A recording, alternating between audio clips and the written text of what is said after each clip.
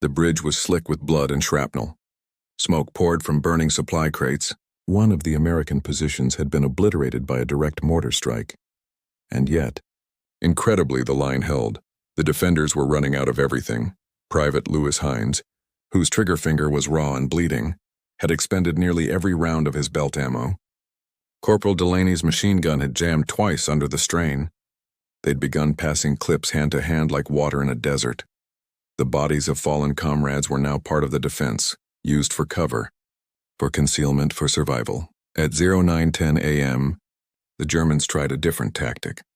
Snipers were positioned along the eastern embankments hidden among the buildings of Erpel. Every American silhouette became a target. Keener ordered the men to stay low and conserve ammunition. Then, something changed. In the distance and across the haze and fire, the sound of tanks. Not German, American.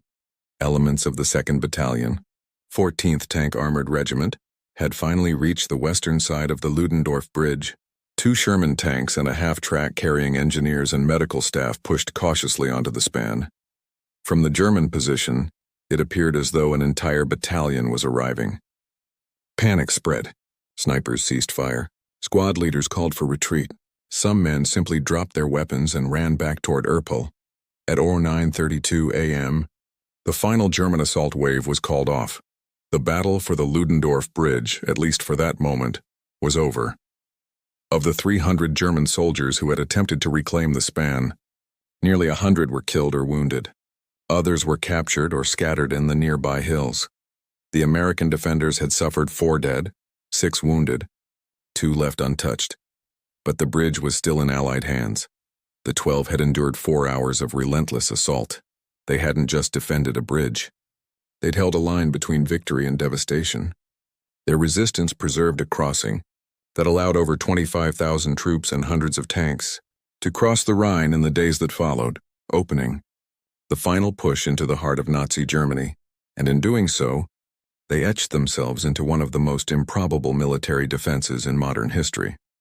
By the afternoon of March 7, 1945, the Ludendorff Bridge was no longer just a crossing point. It had become a symbol of courage, defiance, and sheer military opportunity. The 12 defenders were relieved by full-strength infantry and engineer units by midday, and within hours, an entire column of American armor began rumbling eastward into Germany. The impact was immediate and massive. Over the next 10 days, more than 25,000